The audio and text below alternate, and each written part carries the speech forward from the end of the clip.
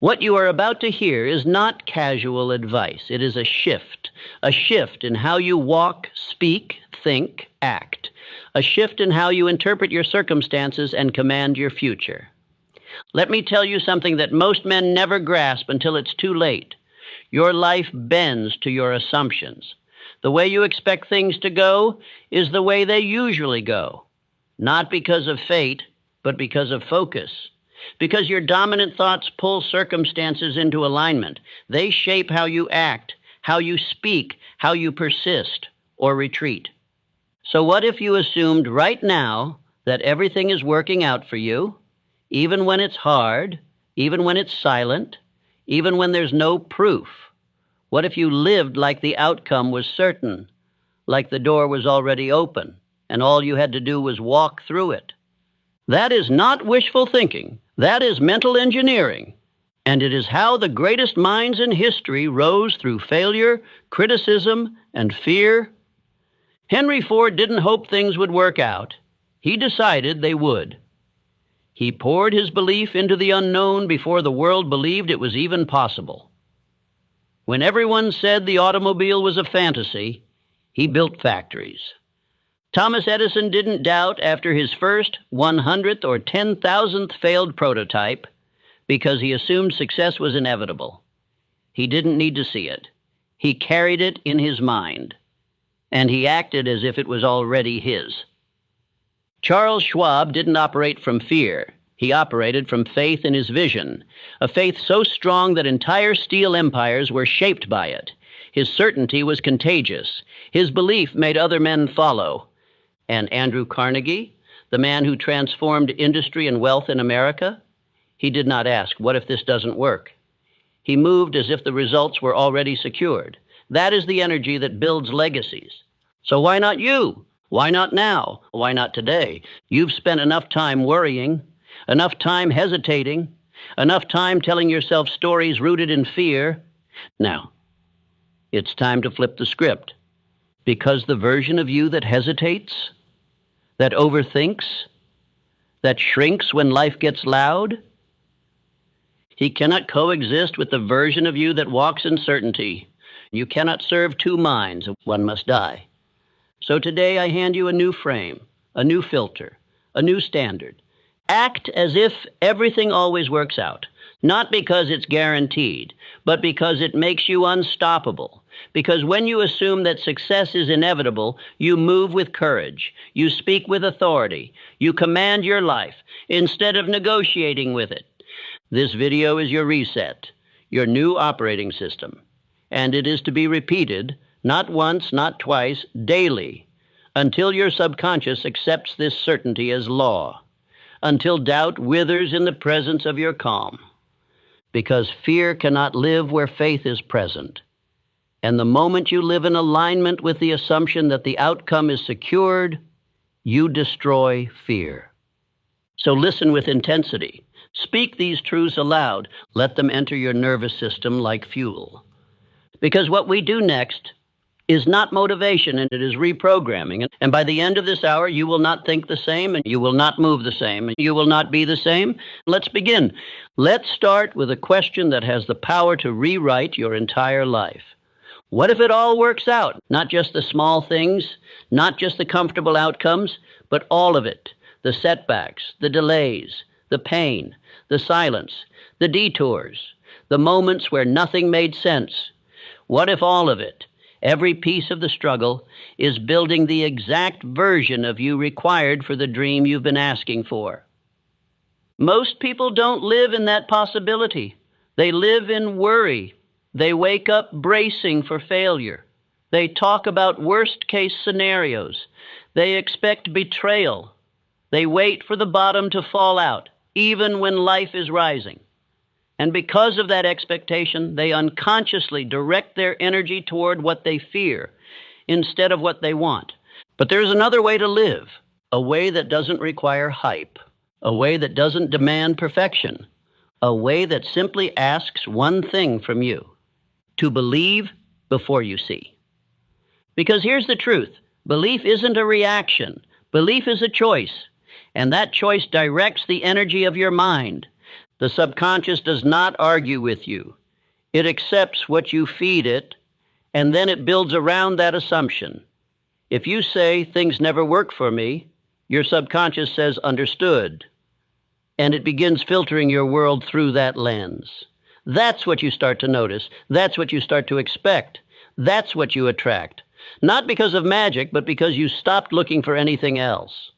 Now imagine the opposite. Imagine waking up, no matter the circumstance, with this quiet command running in the background. Everything is working out for me. Even if you're broke, even if you've been betrayed, even if the path isn't clear yet, you still move like it's happening. You still execute like the doors are already opening. You still build like the foundation is solid. That belief alone, practiced daily, would rewire your entire life, because when you assume things are working in your favor, you become calmer under pressure. You become more patient in the waiting. You move with power even when the evidence isn't there yet. This isn't delusion. This is leadership of self. Thomas Edison once said, "I have not failed. I've just found 10,000 ways that won't work." That's not just perseverance. That's a man who assumed the light bulb was already his. It was just a matter of time. He didn't ask, what if this never happens? He asked, what else can I try because I know it's coming? That mindset is the difference between the man who folds after 3 setbacks and the one who becomes a legend. Henry Ford, when his investors laughed at the idea of a car for the common man, he didn't try to prove himself with words. He didn't shrink into fear. He moved forward like the world was wrong and his vision was already done. And that's not arrogance. That's assumption with discipline. It's the decision to act like it's working, even when you can't see it yet. The weak wait for proof. The powerful move as if the proof already exists. That's what this mindset gives you. It removes the need for validation. It replaces panic with posture. And it installs a new belief system. The outcome is certain. I just haven't arrived yet. So let me ask you again, what if it all works out? What if the delay was divine? What if the betrayal was protection? What if the confusion was construction? What if the thing you're calling a setback is the exact detour that will introduce you to the version of you you actually need?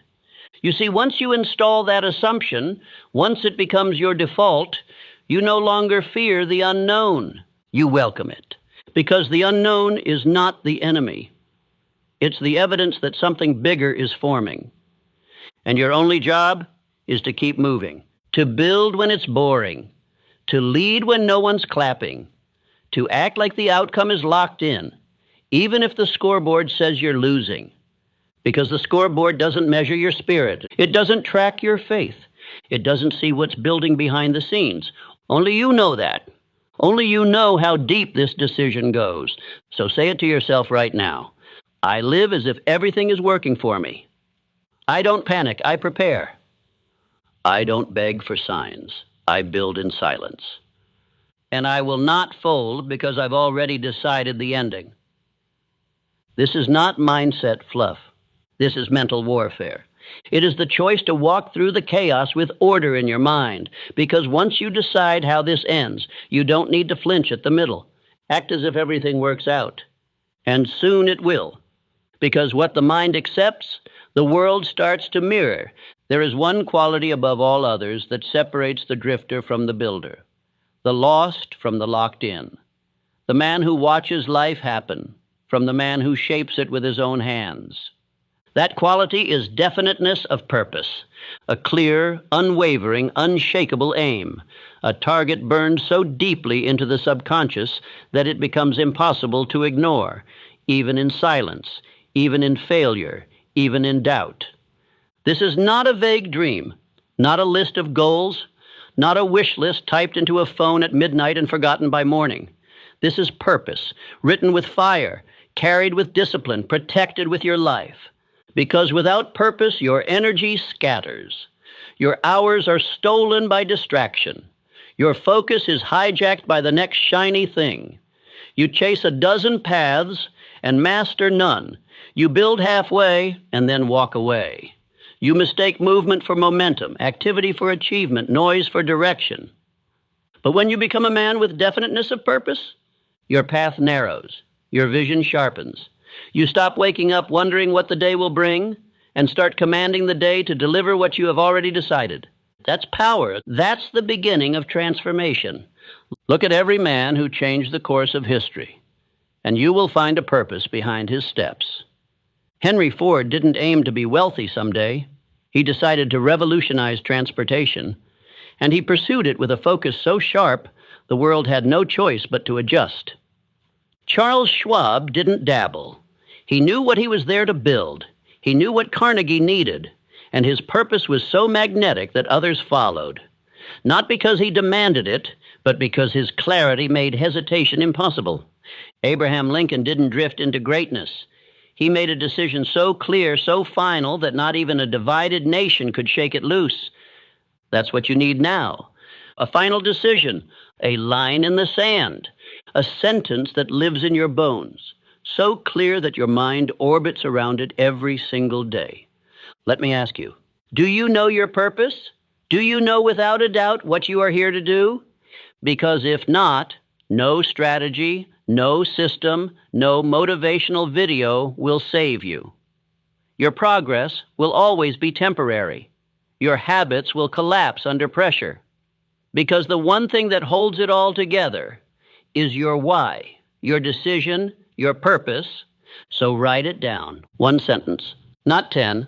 1. What is it you must build before your time here is done? Who must you become? What must you give? What is the result that your life demands? Not because it's easy, but because you decided it matters more than anything else. That's your purpose. And once you have it, you read it aloud every morning. You write it by hand every night. You don't wait to feel inspired. You rehearse it until it replaces every other thought. This is the foundation of all confidence, to wake up and know where you are going. You don't compare, you don't scroll, you don't flinch, because your steps are already assigned. Everything you do, the food you eat, the books you read, the habits you install, the words you speak, the risks you take, it all bends toward one thing, your definite purpose. And that gives you spiritual immunity against distraction. You no longer envy other men's paths because you are locked into your own. You no longer fear failure because you know it is part of the construction. You no longer need approval because your purpose gives you authority. And from that place, your decisions become easy. Clarity becomes your compass. Time bends in your favor because the universe, your mind, and every atom of your being begins to conspire around one thing, completion of the mission. But without that purpose, even the best habits will drift, even the strongest man will fall, even the most brilliant mind will chase things that don't matter. So write the sentence, etch it into your soul. And this is not for someday. This is not for when life calms down. This is the day you stop living like a leaf in the wind and start moving like a builder with orders from within. Say it now. I know my purpose, and I follow it without apology. I no longer wait for clarity. I generate it. My energy is sacred, and my direction is locked in.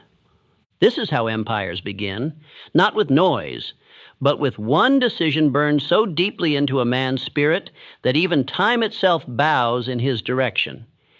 And if you haven't made that decision yet, make it now, because the clock is still running, but your focus hasn't been. You've got work to do. You've got power to build, and none of it will happen without purpose. Faith is not something you wait for. It is not a gift that descends from the sky. It is not the result of hope or circumstance. Faith is something you build. It is constructed the same way a building is constructed, brick by brick, act by act, thought by thought, until you stand in the middle of something so strong, so stable, that even your doubts must bow before it. Let me tell you a truth most men will never understand. Faith is not emotion. It is repetition. It is the byproduct of consistent, disciplined belief, spoken aloud, written down, acted upon, until your subconscious accepts it as fact. You don't find faith. You forge it. You train it. You rehearse it until it no longer requires evidence, because it becomes the evidence. And here's the key. The mind doesn't believe what is true. It believes what is repeated. That is why so many men believe in failure, because they've rehearsed it. They've spoken doubt daily. They've imagined disaster over and over. They've aligned their actions with fear, and then wondered why faith hasn't arrived. Let me be clear. You cannot rehearse weakness and expect strength to show up. You cannot marinate in hesitation and expect certainty to grow. Faith, like muscle, is earned through resistance. It is built by applying pressure to your comfort, and every time you follow through, especially when it's hard, you earn more of it. That is why autosuggestion is not a game. It is the gateway. It is the act of deliberately feeding the mind the identity you have chosen, not the one you were given, not the one they labeled you with, the one you designed. That's why I don't tell you to casually watch a video and hope it changes you. I tell you to repeat it, to study it, to speak it back. Because when you do, when you make those words louder than the doubt, something extraordinary happens. You start to believe yourself. That is the root of all personal power. To know that when you speak, your subconscious listens. So you begin each day with command, not confusion. You wake up and speak the script of the man you are becoming, not just because it sounds good, but because you know it is writing new grooves in your mind. And those grooves will become the path your feet walk. Thomas Edison did not succeed because he felt inspired. He succeeded because his faith in the outcome was greater than any single failure. 10,000 times he tried. 10,000 times he found a way that didn't work. But he never called them failures because his faith was anchored. He had already seen the light before the world did. And every act of effort, every moment of fatigue, every time he reset his tools and started again was another layer of belief. John D. Rockefeller didn't rise by luck. He trained his thinking like a man trains for war. He believed in systems, in structure, in certainty. And that certainty came not from chaos, but from mental rehearsal. He built wealth in his mind before he ever built it in the world. You must do the same, and you must see yourself follow through. You must imagine yourself moving with power. You must speak to yourself like a general giving orders to a loyal army, with calm, with clarity, with conviction. Because your subconscious mind is listening. It is always listening. And every word you whisper, every phrase you repeat is either building faith or breaking it. So let me ask you, are you speaking power or poison? Are you reinforcing courage or conditioning cowardice? Are you using your words to lift yourself or lower yourself? Because what you repeat becomes real. Faith is not loud. It is not flashy. It does not beg for attention. Faith is silent, grounded, steady.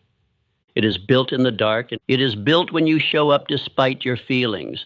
It is built when you say, I will, and follow through without applause.